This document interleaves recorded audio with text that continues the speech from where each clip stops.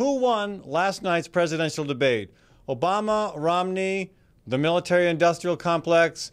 Ron Yarnell says it doesn't matter, and he compares the debate, well, he thinks it's more like reality TV. We'll talk with him and you if you'd like to join us shortly here on the Fallon Forum. From the RE/MAX Real Estate Concept Studios, this is Webcast One Live. Ed Fallon here, folks. Gateway Market and Cafe is your locally owned source for specialty groceries. Enjoy chef-crafted, prepared foods, artisan baked goods, organic produce, specialty cheeses, and hand-selected wines and craft beer. Visit the lively cafe for breakfast, lunch, or dinner 7 days a week. Gateway Market is centrally located on the corner of Martin Luther King Jr. Parkway and Woodland Ave. Stop by or visit www.gatewaymarket.com for more details. That's Gateway Market, folks. Good food, great community. This moment of silence brought to you by Tally's Restaurant Bar and Catering, home of Des Moines' premier rooftop dining experience. Located in the heart of Beaverdale, Tally's offers speedy and affordable rooftop lunch, catering for events both large and small, innovative cuisine, as well as vegetarian and gluten-free menus. Come to Tally's for live music, dry-aged steaks, Sunday brunch, and all-you-can-eat ribs every Monday night. Tally's Restaurant Bar and Catering at 2712 Beaver Avenue. Call 279-2067. That's 279-2067. Times are tough, and most people are just trying to make their cars last a little bit longer. That's why you should know about Sargent's Garage in Des Moines. You can trust Sargent's to make the right diagnosis and give you a fair price. Whether it's a routine oil change or a major repair, Sargent's always does outstanding work. So don't give up on that old car just yet. Call Sargent's Garage at 246-8149. That's 246-8149 for Sargent's Garage. Open Sesame is Des Moines' premier Lebanese cafe. This month, Open Sesame is offering an unbeatable lunch special on Monday and Tuesdays. Mention the Fallon Forum when you order anything on Open Sesame's delicious lunch menu and get the second item for half price. That's right, buy one, get one for half price. Open Sesame's pita wraps, salads, soup, and mouth-watering Mideastern specialties will have you and your dining partner coming back again and again. Open Sesame at 313 East Locust Street in Des Moines' historic East Village. From the RE/MAX Real Estate Concept Studios, this is Webcast One Live.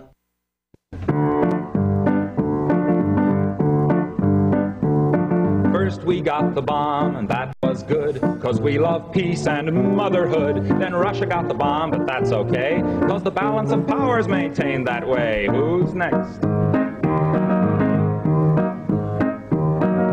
France got the bomb, but don't you grieve, 'cause they're on our side, I believe.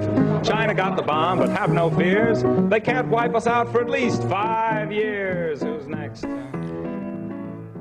Yeah, that's Tom Lear's Who's Next, obviously, and perhaps that could have been an appropriate theme for last night's debate on foreign policy. Anyway, wanting to know what you think, folks. I've already received quite a bit of email on this, so I'll share some of that with you in the program. But if you want to write, it's fallonforum@gmail.com. Better yet, give us a call, 515-244-0077 in Central Iowa, or toll free, it's 855-244-0077. And if you haven't yet gone to my website today, check it out. I put up a 3-minute video called 3 Minutes in the Chair. That's with Dan Winters at Channel 13. Talks about, among other things, the lawsuit that Leonard Boswell has filed against me. And on that subject, I am having a fundraiser because I have to raise $5,000 to pay a lawyer to keep me out of the big house. Okay, I probably would not be going to the big house or even the little house, but I got to defend myself against these charges. So, yeah, if you want to come to a fun time, a fundraiser on Thursday, November 1st at the historic fire station at 8th and Day. That's 1041 8th Street. And we're going to have a heck of a time. I'll tell you more about that. But if you want additional details now, go to my website, Fallon Forum, at fallonforum.com and check it out. Okay, so I have a guy in the studio with me here who is comparing the debate, or says it's more like reality TV than a debate. Ron Yarnell, former debater, now ardent political commentator and critic. Ron, welcome to the show. Thanks a lot, Ed. And you did debate in high school. I was on my high school debate team, and as a veteran of that venue, I can confidently say what we see today between presidential candidates That's not debate. That's Why not? Because there's no objective judge. There's no sourcing. There's no. What do you mean, objective judge? Isn't that what the moderator does? Does he? Well, I mean, Does he decide who's right, who's wrong? Who's, no, okay, but he. Does he decide who gave the better presentation? No, but if somebody avoids a question once in a while, okay, not often, but on a couple occasions, he will try to hold the candidate's feet to the fire.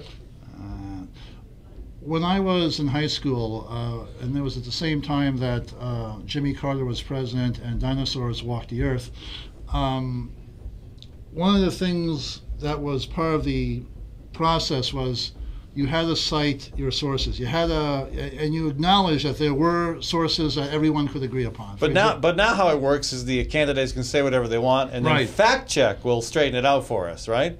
So it doesn't matter. But now we have multiple fact checks, and everyone questions everyone else's fact check. So we have partisan fact checks. That saying that everyone's entitled to their own opinion, but you're not entitled to your own facts. That actually, in the postmodern world, is up for grabs. People do believe they're entitled to their own facts. Yeah, and why do you think that? Why has it come to that? I have no idea. Well, Ron, I brought you on the show because you have all the answers. I think it has to do with people's level of anxiety. High.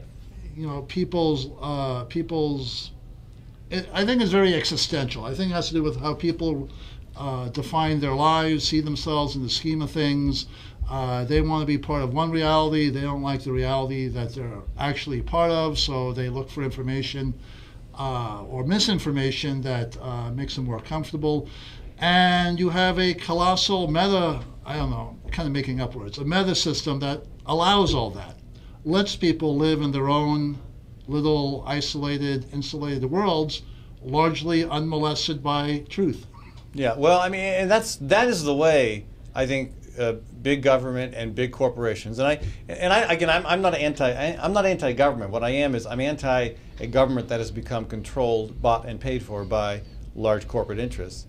And they like that because then they can use their money, their financial power, to inundate the airwaves, radio-wise, TV, paper, social media, and get us to believe certain things that may not even be closely related to anything factual. For example, the president is responsible for gas prices going up. I mean, there's an example of a ridiculous opinion that has no foundation in fact, that is easily refuted, and yet commonly held among the frustrated, insulated, isolated. A U.S. citizen. People believe that. Okay, the state of Hawaii, as far as I'm aware of, an honorable and decent place, says that Barack Obama was born in that state. And people in this country, a lot of people say, no, it's all a cover-up. They're lying. If Hawaii is such an honorable place, why have we placed it so far off the western border? That might be them putting distance. Oh, okay, all right, yeah, good point. Yeah. Can't blame them really, especially with California right next door. Okay, so but reality TV. When I think of reality TV, I think of I don't watch a lot of it, but it's extremely phony, extremely contrived. The insiders know what's going to happen, and yet they present it as something that's real time, real life. But it's kind of like big time wrestling, a world. You know what I'm talking about? Championship wrestling. Right. You know who's going to win. I mean, the people inside know who's going to win. Right. They know what to expect when your opponent picks up a bench and hits you over the head. It's not going to hurt that bad because they have a way of doing this. But you're saying that the debates are that contrived that. Or am I taking the analogy too far? No, I think the debates are contrived. I think that they are beauty contests. I think the candidates basically talk more often than not to their select audiences and past anyone else. I think they're not debates. Okay, so maybe we should call them something else, but beyond the semantics of the use of the word debate, are they worth anything? Are they of any value? Depends on your well, how you value entertainment. Okay, well, I mean, I hope they're more than entertainment. Are they worth anything? No, because, why do people tune into the debates? Well, because they care about the direction of the country, maybe the future of the planet. Maybe they want to be inspired. Wow. And how about they're looking not for sports their fans? guy? They're looking for their guy to unleash that killer zinger. They're looking for the look of surprise, shock, and awe on the other guy's face when that happens. And it's just, So the zinger, Obama's zinger, in referencing Mitt Romney disregarding terrorism as the primary U.S. threat and mentioning Russia. This is a little while back. He kind of, backtracked on that yesterday. The 1980s called, and they want their foreign policy. They want their foreign policy. I thought that was pretty funny. I don't know how meaningful it was, but it was pretty funny. When you say looking for the zinger, is that what? Because that's what the media has time for. Sure, I know. And the other thing is people also look for the gaffe, and that was provided by Romney last night with his, I think they say twice that Iran sees Syria as their outlet to the sea. And one wonders, I mean, clearly Romney was relatively well coached for last night, but did someone forget to give him a map of the Middle East? Because Iran and Syria do not have a common border. Yeah. And Iraq's in between. So how is? Well, that's just immaterial. I mean, when you're President Romney, just go on through. What's Iraq going to say? Hey, get out of our country, we're going to bomb you or put in a dictator you don't like. I mean, so yeah. So what I'm saying, that's what people look for. They look for the zinger and they look for the gaffe. Okay. And so you think that was the gaffe? To me, it was. How about what did I describe the Obama zinger correctly? I think so. Yeah, and that was clearly, he didn't pull that out of the air. He didn't pull that out of his head. I mean, it's a good line. Yeah. I'm not sure how meaningful it is. Yeah. No, clearly that zinger, I mean, that was prepared for him or he thought up, but he had that going in. Yeah. The gaffe, Romney also had that going in because he said it, I think, twice. Did you hear that twice? Because I thought I did. I can't say I did, but I could have missed it. There were a couple technology failures where I was. But he said it with technology failures follow me wherever I go. By the way, he said it with such confidence that it was like, all right, someone either told him this or something's up here because he just came at it too confidently. Yeah. Well. I think the general consensus I'm hearing is that Obama quote won the debate, meaning did better, or was more convincing as a reality TV star. After meditating on this, I'm wondering if Romney just tossed the debate, realizing that Americans have a pretty narrow attention span when it comes to foreign policy. And Romney figured he'd only get himself into trouble the deeper he went into it. So he addressed some select parts of his constituency. To use that phrase, he did some dog whistles. And overall, he just tossed the debate because he thinks he's going to get Obama on economic issues. He thinks he's going to get Obama in the farmlands and factory towns of Ohio. And again, I don't know how. Again, most of the vast majority of the country have made up their mind a long time ago. Yeah, they're either supporting Obama, Romney, a third-party candidate, or they're not voting. There's a thin sliver of people that are legitimately undecided. And again, I'm confused. I'm not sure. I'm undecided as to what to think about people who are still undecided.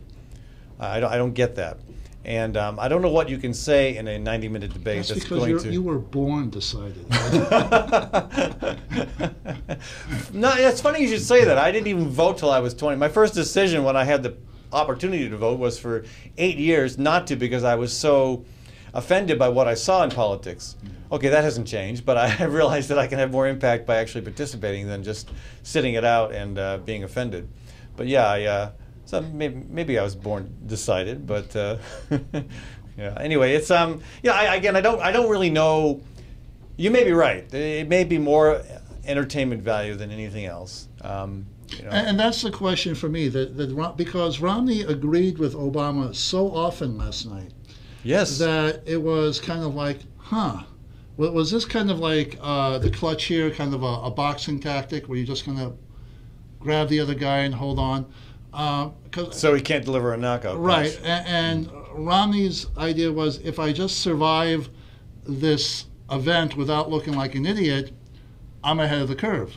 Because I really think he's not basing his campaign on Iraq or Israel, Libya, it seems like, or Libya. He's really basing his campaign on Ohio. Yeah. And he knows that, you know. We haven't invaded that country yet.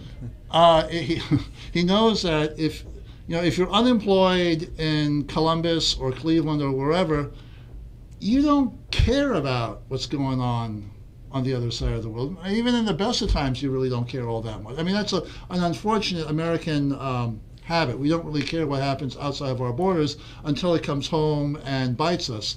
And that deserves some further discussion. But I think Romney has, and I can't say he's wrong. I think he has a sensibility there that has some logic behind it. But to say Americans are more concerned about the economy than foreign policy, obviously, yeah, given.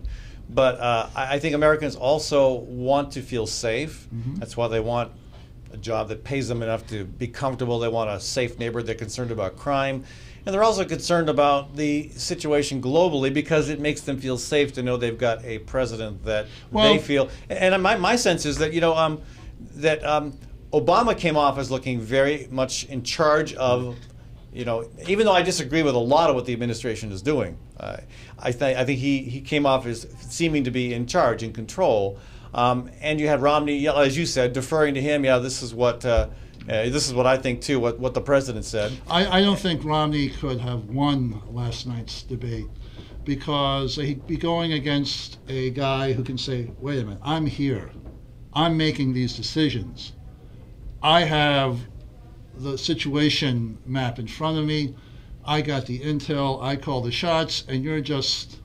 But Obama didn't say that to his credit. He did not say that. Because that would come off as very arrogant. But he did position himself last night to kind of exude the fact that, look, I'm the guy who's been making these decisions for 4 years. Okay. All right. I'm the guy in the Situation Room. Yeah.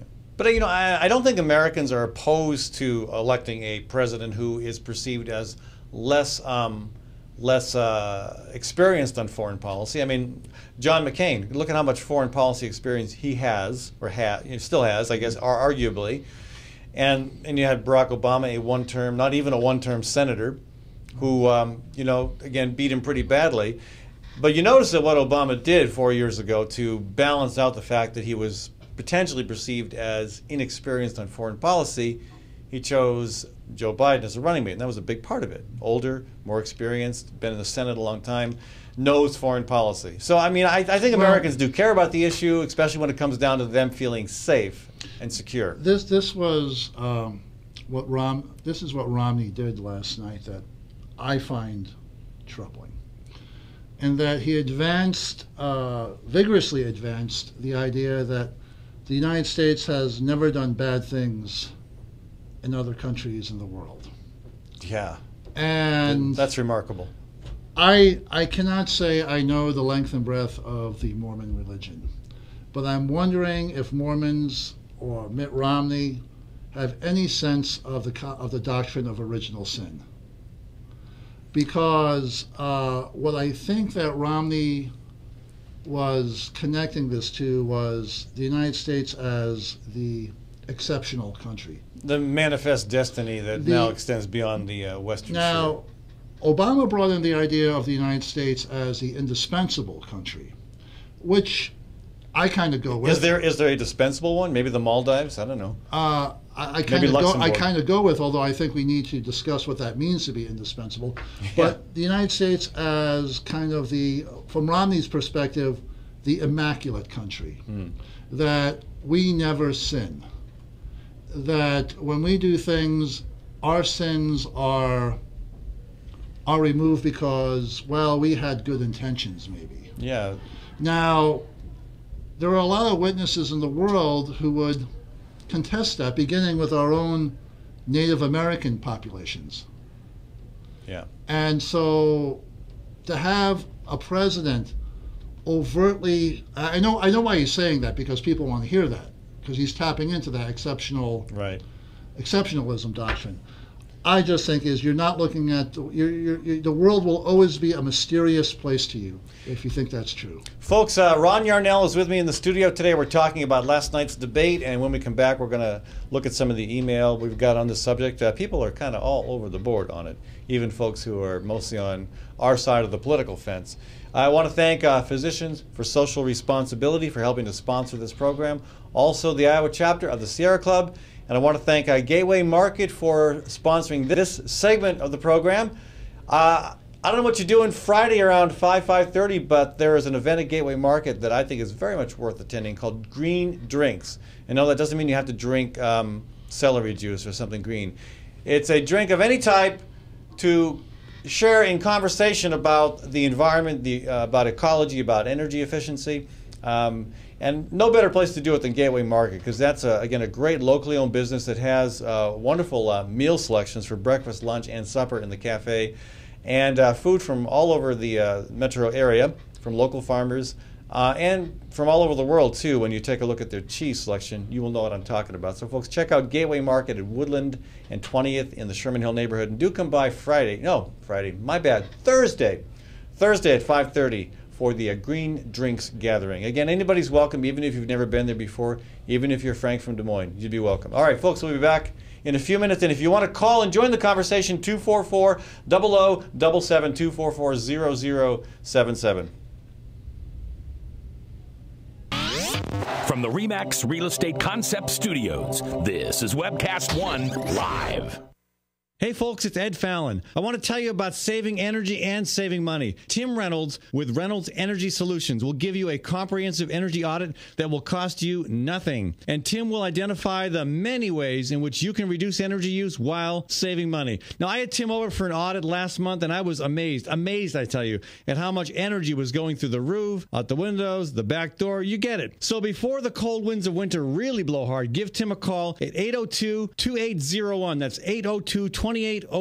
Host is a locally owned restaurant in downtown Des Moines that focuses its food and philosophy on embracing simplicity. The majority of Host's food is from local farmers who practice sustainable and health-conscious agriculture. Much of what you'll find on your plate is a familiar comfort food, presented with a modern and tasty interpretation. Host is open for lunch Monday through Friday from 11 to 2, and also available for private dinner events and special themed dinners throughout the month. So, check out Host at 13th and Locust in Des Moines.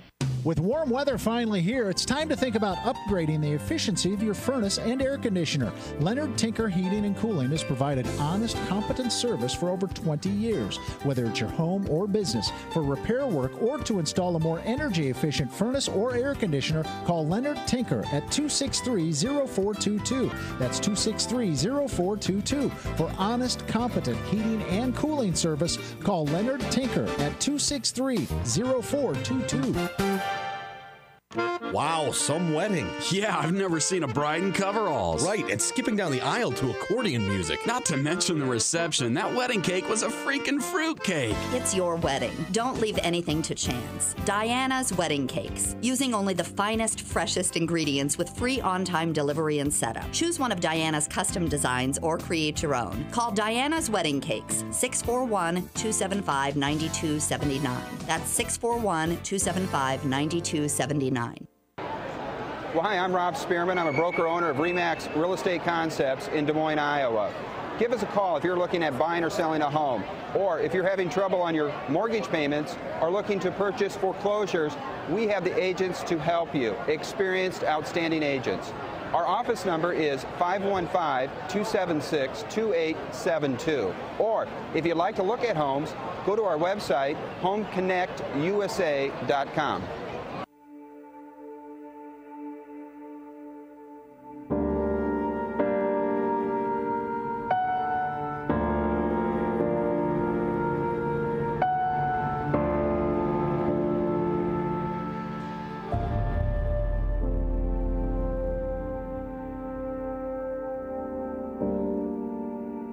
There is hope.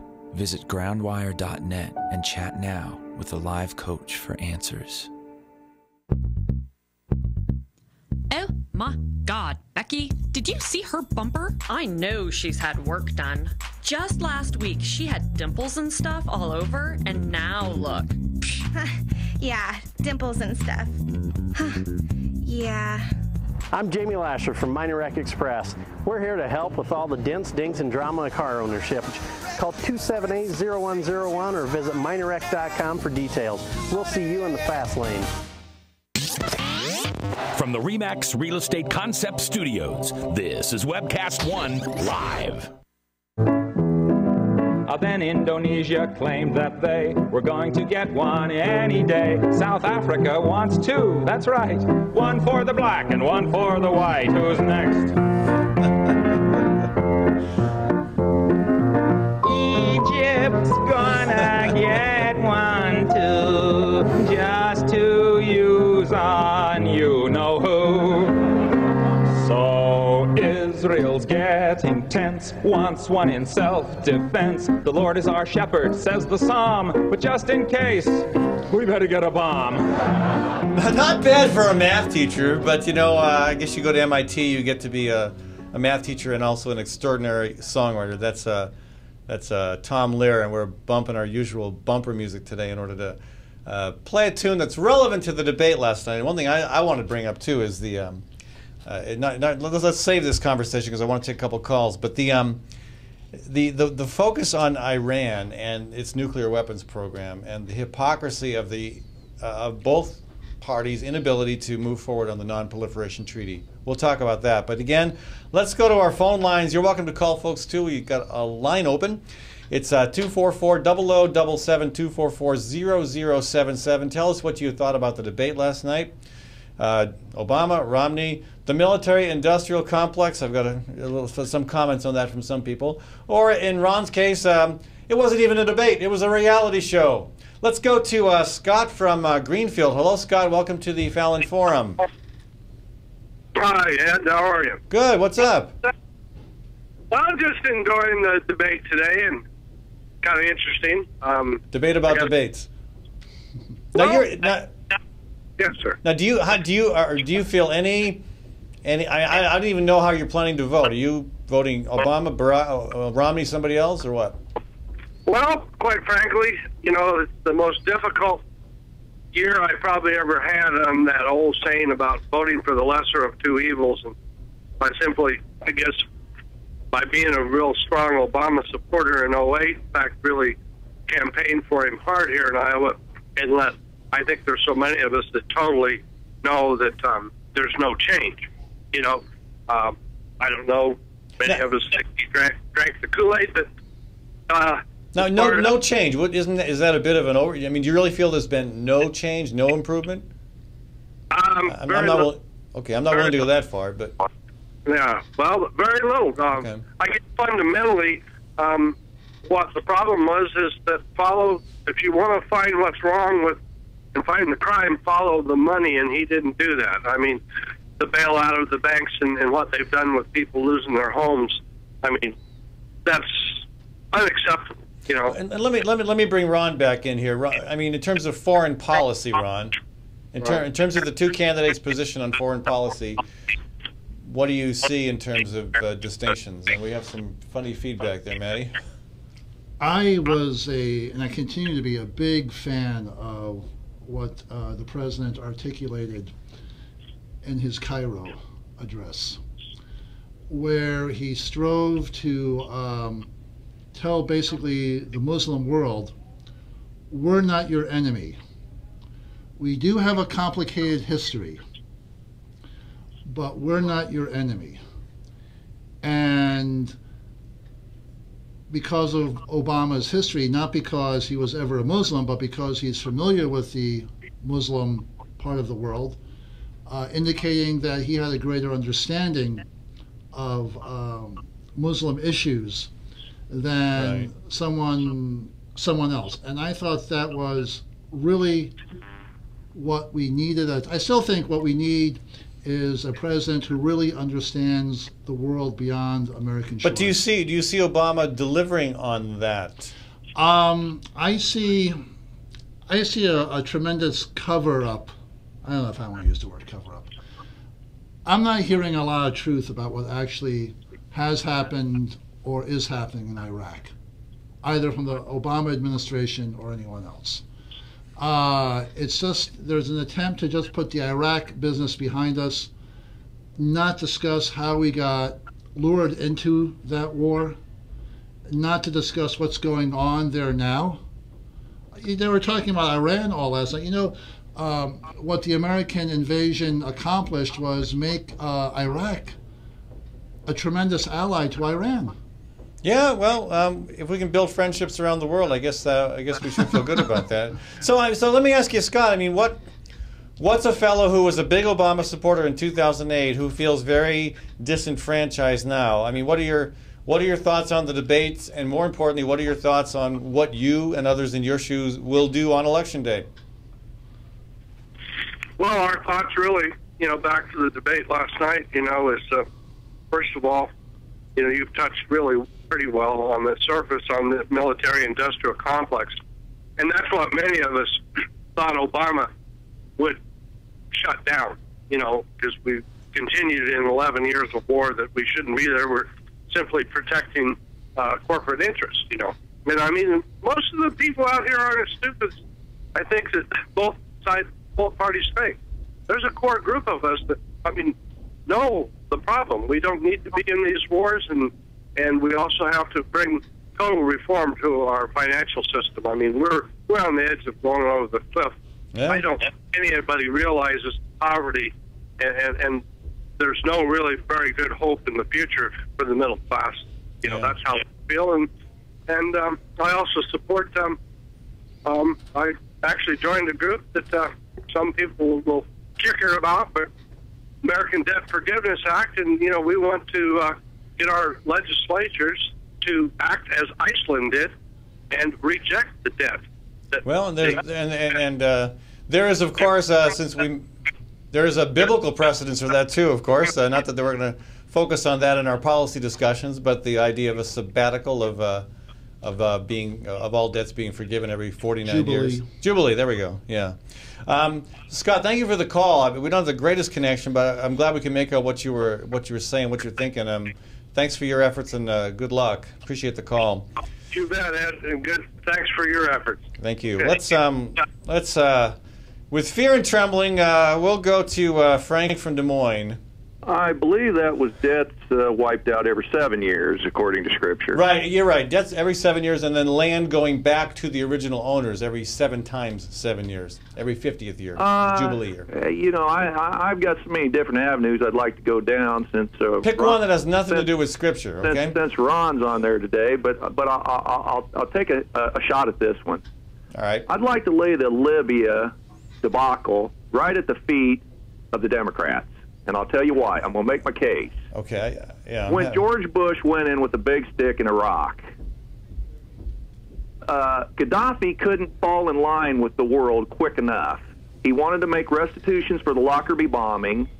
He wanted to get rid of his all his chemical or nuclear aspirations, and he wanted to be part of the world community.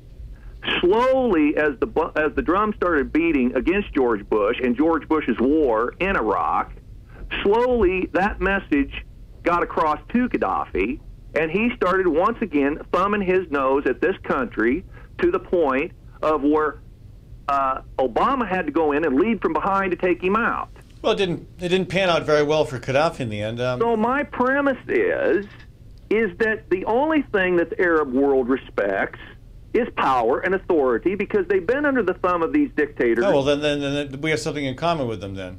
And when America stands strong, carries a big stick, and says, look, we're willing to use it. You want to be friends? We'll be friends. You want us to use the stick? We'll use the stick. But this is why nobody respects this country no more, because Obama has went around, basically, if you don't want to call it apologizing, fine. But in his Cairo speech in Egypt, he says, we're going to start respecting Arabs. Well, Frank, I can't understand why you wouldn't think saying you respect somebody else's culture or country or religion is a good idea. That's Ron, not the point. But what you're saying is, if this administration is going to start respecting Arabs, then that means the prior administration didn't. I think that's a fair characterization. Okay, I think, so you're apologizing for what the prior administration done. It's not my position to apologize for something somebody else does, but it is my position to say, hey, President Bush, you went around with an arrogant attitude that got us one of the lowest favorability ratings among the world that I think that this country's ever had. That's not good for America or the rest of the world. Now, there's always been one question I wanted to ask Ron personally, because I've heard him talk on the radio, as I'm sure he's heard me talk. But once upon a time on the Bradshaw show, he made a statement that just absolutely befuddled me, as I'm sure I've made some that befuddled him. But he made the statement one time that Obama needs to tell his personal narrative. I want to know, what the heck does Obama telling his personal narrative got to do with the economy and the state of affairs that Obama has gotten us into? Could he take an attempt to try to explain what the personal narrative's got to do with it? All right, Frank, thanks for the call, and let's. Do you want me to put you back on hold? Because I know you're on hold. I know you're a Luddite and don't own a computer, but now you can at least listen to the conversation. Yes, thank you. Well, Obama is proof. If you accept the idea of American exceptionalism, it can mean many different things.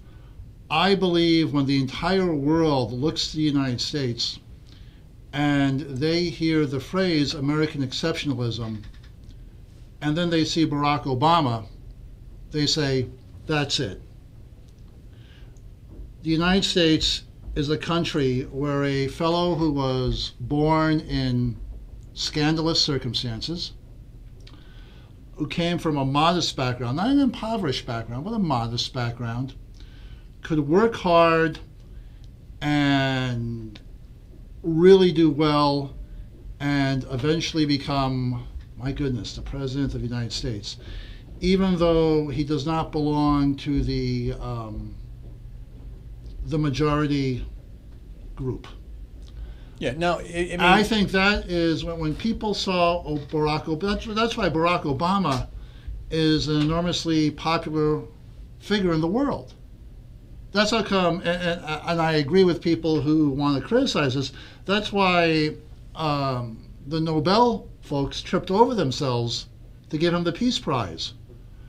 Yeah, and I think the last time the world saw an American president who was so distinct from the presidents we tend to elect was JFK, an Irish Catholic, son of I think his grandparents were the immigrants.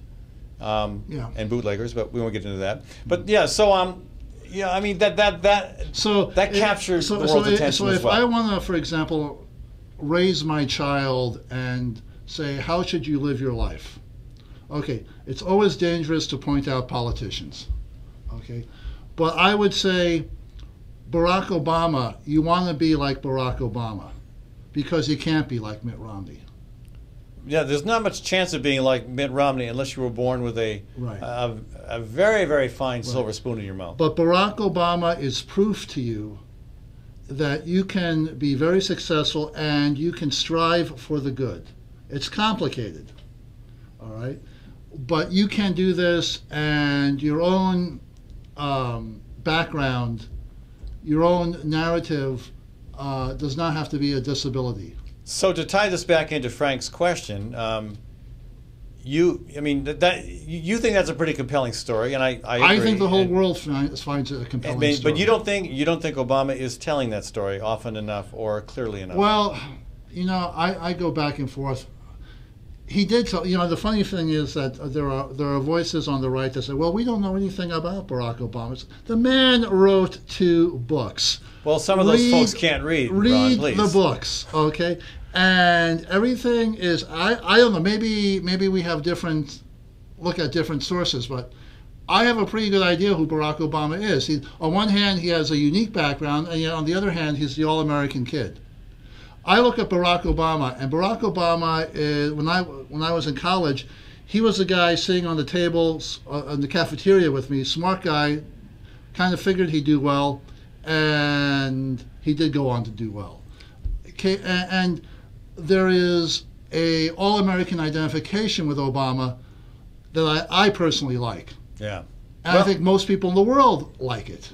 Well, and let's get back. I want to dig into our mailbox a little bit when we come back and see what other folks have to say about the debate. Some of them Some of them will probably agree with you, Ron. Some won't. And again, if you'd like to write your suggestions, your comments, your questions, Fallon Forum at gmail.com. You're also welcome to call, and we'll try to get another call or two in before the show ends. 244-0077. Toll free, it's 855-244-0077. And I want to talk, too, about some of the issues that don't come up that really disturb me because they are not on the table. And I also want to thank, again, all the businesses that help make this show possible. I want to remind folks that because I'm being sued by a congressman, I get to have lots of fun, meaning I have to raise $5,000 to defend myself. You should put on your calendar, November 1st, Thursday, November 1st, a fundraiser from 5 to 9. I'm going to tell you, this is going to be a very, very fun time. We are putting together a heck of a fun time. You will not want to miss this, even if you can only pitch in $5. It'll be a fun time. So go to my website for details about that, and we'll be adding more details as they evolve. I also want to thank Tim Reynolds with Reynolds Energy Solutions. If you have not had an audit done yet, call Tim, 802-2801. What kind of an audit? Energy audit. This finds out where you're wasting fuel and money, and he will find out how you can reduce your carbon footprint, how you can save money, costing you nothing to have that information. So 802-2801. And again, it is disappointing that in a debate on foreign policy, not a word was uttered about probably the most pressing global issue, and that's climate change. But more on that as we move down the road toward future programming. Folks, we'll be back in a few minutes on the Fallon Forum. From the RE/MAX Real Estate Concept Studios, this is Webcast One Live.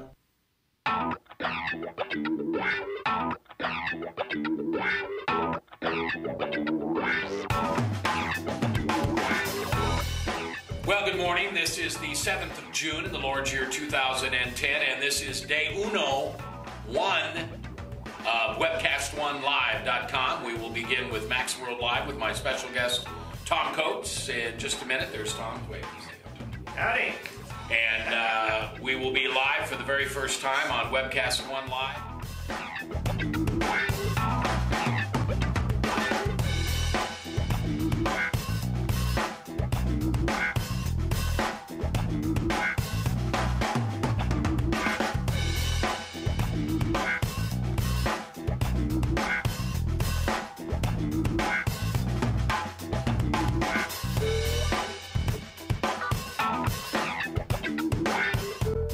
Someday we're going to look back on this and say, gosh, remember that old day in history? Wonder where Walter Cronkite was. He must have been around hanging there too. But actually, it's the beginning of Webcast One Live. And thank you for listening. Thanks, Rob Spearman, and everybody who's put together this project together. And we're ready to go live now. So thanks for listening to MaxWorldLive.com.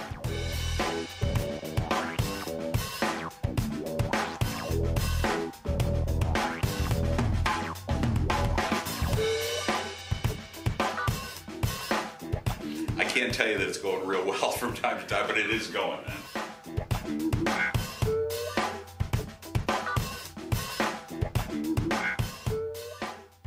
Hi folks, it's Ed Fallon here. Proof Restaurant at 13th and Locust. You've probably been there for their award-winning, nationally recognized lunch specials. Well, now Proof is open Thursdays and Fridays for supper. And here's where the chefs really get creative. Let me tell you, they're like artists, okay? I've been there, and it is one of the best meals I have had in Des Moines. I've heard that from other people. You got to check it out. Proof for supper, Thursdays and Fridays, and also the second Saturday of the month.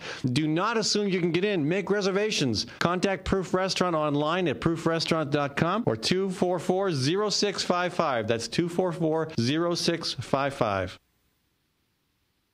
Hi folks, Ed Fallon here.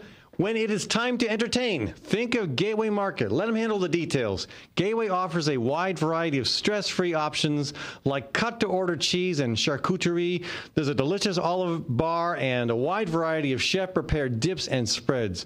Or let the catering team take care of the entire event, right down to the wine and beer pairings.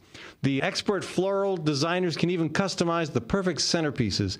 So stop by or visit Gateway Market for more information. Gateway is at Woodland and ML King in downtown Des Moines. Good food, great entertaining. Nestled in the heart of downtown, Ritual Cafe is one of Des Moines' most unique places, offering a wide variety of coffee and tea.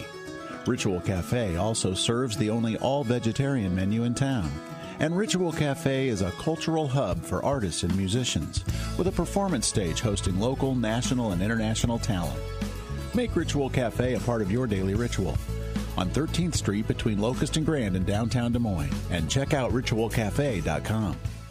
I love driving to Newton to see the races. Me too, but I only have to drive across town. You live in Newton? Yep, Newton's got small town charm and it's close to Des Moines. I love the safe, friendly neighborhoods and family-owned businesses. And Newton's wind energy industry is really taking off. How'd you find your home? Dan Kelly with First Choice Realty. And Dan helped me find my office too. Next time, instead of just speeding by, I'll stop in and check out Newton. Why don't you check out Newton? Call Dan Kelly at 641-521-9260 or Dan Kelly at mchsi.com.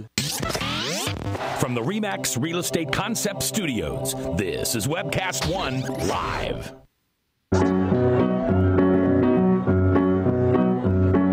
Luxembourg is next to go, and who knows, maybe Monaco. We'll try to stay serene and calm when Alabama gets the bomb. Who's next? Who's next? Who's next? Who's next? Tom Lear, folks. Give Tom a big round of applause. Okay, Tom Lear, math teacher, MIT math teacher, turned songwriter and a fantastic social critic. You've heard some of his stuff before, Ron? No, I'm pleasantly surprised that a math teacher could come up with such good material. I'm pleasantly initiated into this. Another great song. Once all the Germans were warlike and mean, but that couldn't happen again. We taught them a lesson in 1918, and they've hardly bothered us since then. You might get into trouble with me if you play that one. Okay. Yarnell, that's German? No, but I do come from a German ethnic background. Okay, well, we won't hold that against you, at least not till we're off the air. Folks, 244-0077 if you'd like to join the conversation. Ron Yarnell and myself talking foreign policy today. Tomorrow, we're going to talk with attorney Wally Taylor from Cedar Rapids about the fertilizer plant that's being proposed for southeast Iowa. But it's beyond proposed. It has landed a $250 million public subsidy negotiated behind closed doors, and now there are concerns about the environmental issues around this plant as well. Also, Joe Kintzer is going to join us. Big Joe Kintzer, musician extraordinaire. Always enjoy talking with Joe about issues, but it'd be good to hear what he's doing musically as well. And on the cultural front, Jen Wilson is going to be with us too. She is the author of Eden, and most recently, Running Away to Home. So we'll get a take from Jen as to what she's up to. But back to our conversation, looking at the mailbox, Donald writes, in response to the question, what did you think of the debate? Any winner? Obama, Romney, the military-industrial complex? Don writes, yes, the military-industrial complex always wins. And then he writes a little frowny face, as he should. Let's see. Amatuya writes, lack of talk of peace negotiations was disconcerting to say the least. Lack of discussion of climate change and gay rights also very disturbing. Of the topics discussed, Obama clearly schooled Romney, who looked and sounded like a duck out of water. Ron? Romney, duck out of water. Yes or no? I don't think Romney is all that interested in the rest of the world. So in some ways, yes, some ways, no. He was clearly prepared, except, of course, for the Syria-Iran thing. And he just wanted to speak to slices of his constituency. He just wanted to make sure that Sheldon Adelson's interests were presented. Well, they were. And he didn't really want to go beyond. He did say a couple of interesting things. He did talk about Latin America, but it didn't go anywhere, and it didn't go anywhere with substance. It was. I think Latin America was referenced as an economy almost as big as China's. End of conversation. To what I know about it, Latin American countries get really nervous when the United States takes an interest in them. Because as they should. Because it never ends well for them. I mean, 30,000 dead in Guatemala, for example. How many in El Salvador? More than that. And he also mentioned something that just kind of went out there and didn't just kind of lay there. But he mentioned the Status of Forces Agreement, and he blamed Obama for not establishing such an agreement in Iraq. And I don't think most people know what a Status of Forces Agreement is. It's an agreement by which a host country accepts foreign troops on its soil, and the foreign troops are largely indemnified from any damage they may do in that country. And that's a rosy arrangement. Well, it's very controversial in the countries. When governments make that agreement with the United States, it's often very controversial with the populations. All right, yeah, and Amatulia says she was disturbed by the lack of discussion of climate change. We've already said, yeah, I mean, that there's no bigger issue of global security, I think, than that one. And she also mentions gay rights. And that, you know, sometimes people put that as a domestic issue, but really good point, because there are places in the world, Uganda comes to mind, where it is not healthy to be a gay or lesbian person, and that's an issue we ought to be concerned about as well. It's a human rights issue that I think deserves more attention than it has been getting.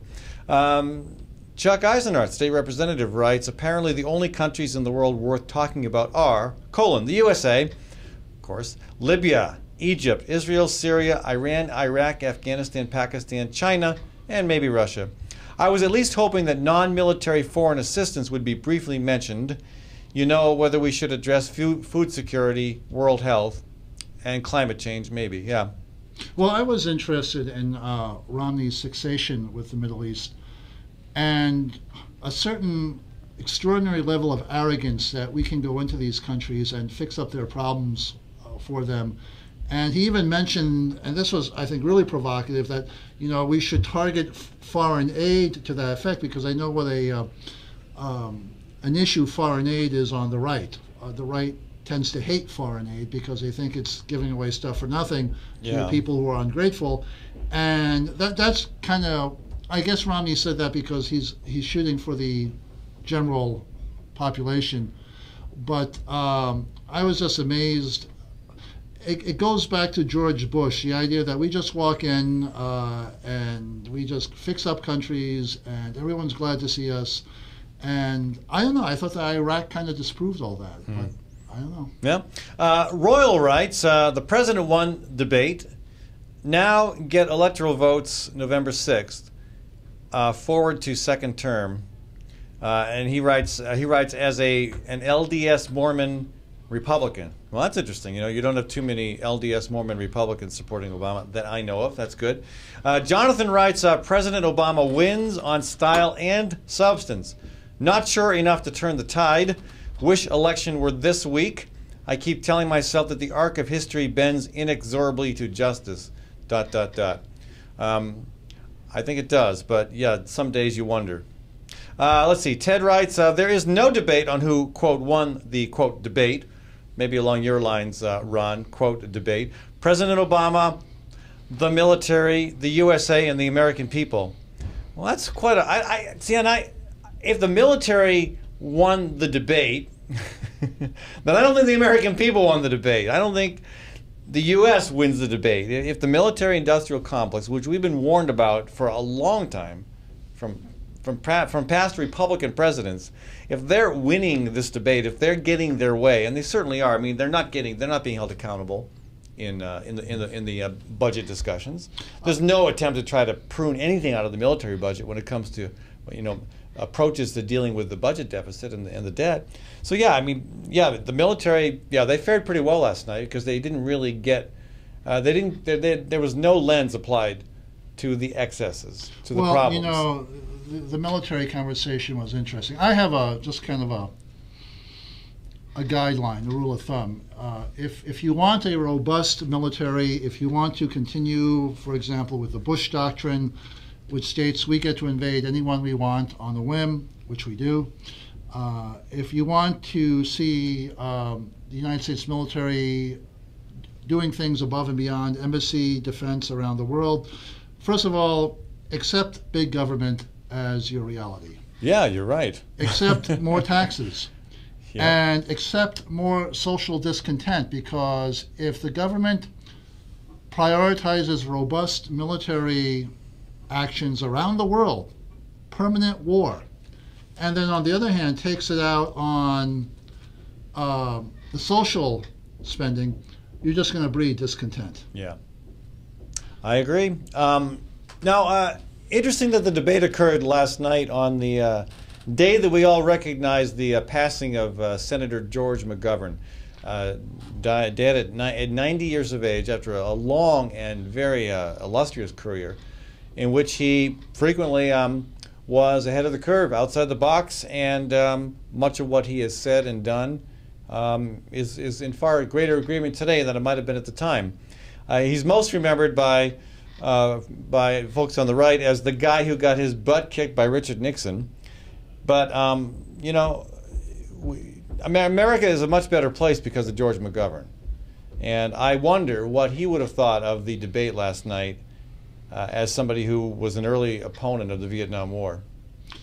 George McGovern is one of the most interesting figures in American politics in my lifetime. I will come clean and admit that sometimes I like to describe myself as a former Nixon Republican, especially in 1972 when I was all of 12 years old. I was for President Nixon. And George McGovern did not make a good impression on me, but you know, the interesting thing about George McGovern that people don't realize, because he was cast as such a, is wimp fair enough? He kind of became the prototypical Democratic wimp. Yeah. You know, George McGovern was a highly decorated, yes, more so than B-24 Liberator bomber pilot. He won in World War II the Distinguished Flying Cross. His heroism during World War II compares favorably to John F. Kennedy, who we know was pretty active in World War II himself. And Richard Nixon did honorable service in World War II, but he was a Navy supply officer who never got near a hostile. Yeah, what did McGovern fly, like 35 combat? I mean, how do you survive that many times? And you know, if you fly, he flew more combat missions than a pilot is supposed to be around alive for. Yeah, I mean, you had to be every time out. He had to be thinking, "This is my last run." Right, and you know? for him to be cast as a wimp, that I think was a crucial moment in American politics, because the right wing hated Richard Nixon. Because Richard Nixon was the last liberal president. They hated Richard Nixon with a passion. But they took careful notes, and I tell you today, if the Democrats could bring back Audie Murphy and run Audie Murphy for president. Tell folks who Audie Murphy is. Audie Murphy was the most decorated American soldier during World War II. Okay. And he died tragically, I think it was 1970, in a plane crash. If they could run someone like Audie Murphy for president, the Republicans would have no fear. They could run a draft dodger, and they could still win because, quote unquote, everyone knows Republicans are tough, Democrats are wimps. Yeah, and Republicans are good on fiscal matters, and Democrats aren't. Right. So McGovern, that was a crucial turning point, and I think campaign politics. And for a big part of it was because the Democratic Party was in complete disarray after Vietnam, and even for during it too. Yeah, and George McGovern couldn't tout his war record within the Democratic Party. But the Republicans, the right wing, I don't want to say Republicans because that may not be as accurate as I would like. The right wing took careful notes, and they said, you know what, we don't care how many medals the Democrat is going to have, we can beat them. Folks, Ron Yarnell, my guest today. We've been talking the debate with a passing tribute to the late Senator George McGovern. Quite a guy. Many people in Iowa got to know him, of course, because of his intensive campaigning here back in '72. As with Ron, before my time, I'm happy to be able to say that that was before my time. My first presidential campaign was 1988, so there. Hey, stay tuned for Bradshaw at 1:30, but let me take a second to thank all of our business supporters, and you too. If you've got a product or an organization, an issue, an event coming up that you'd like to promote on the show, if it's something that I believe in, again, I will never, ever, ever promote something that I personally don't believe in. So if you're Walmart, take it somewhere else. Go to WHO maybe. But if you got something that you know is a good product, service, event, let me know. We can help promote it on this program. Get the word out for you. And I do want to thank all the businesses and organizations that do that. And I want to take a second to particularly thank Proof for sponsoring this segment of the show. Proof Restaurant at 13th and Locust in downtown Des Moines. They're trying, again, the restaurant was primarily lunch. Now they're broadening into supper, and the reviews are great, not just from me. I mean, and of course, I obviously appreciate their support of the show, but I'll tell you, the food is absolutely out of this world. Ron, you got to go there. Ron? Okay. Okay, good. And I see Ron's going to go there. And Wednesday, I would recommend Wednesday because they're trying to get more traffic on Wednesday, so eventually maybe they'll be open every night of the week. It was Friday and Saturday. Now it's Wednesday through Saturday. They're doing really well Friday, Saturday. You might have a hard time even getting in on Friday and Saturday, but especially Wednesday, check them out, folks. You'll really love what the chefs are doing there. It is some of the best food you'll find in Des Moines. I took a guest from the East Coast there the other day. He was very, very impressed. So there, East Coast, take that. We'll be back tomorrow again. I'm going to be talking about this fertilizer plant, Orascom, or as I like to call it, Orascam, the Egyptian fertilizer company that somehow managed to get Governor Branstad to dish out $251 million. We're going to talk with attorney Wally Taylor about that. Also going to talk with Jen Wilson about her new book, Running Away to Home. And we're going to talk with Big Joe Kinzer about the music scene here in Des Moines. So folks, stay tuned for Bradshaw. And join me back here tomorrow at 12 o'clock on the Fallon Forum.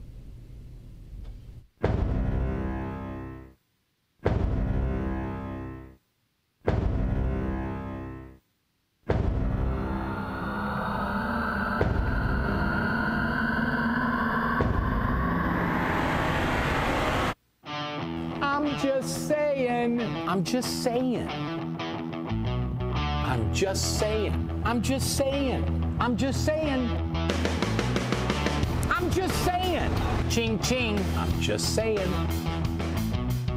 I'm just saying. I'm just saying.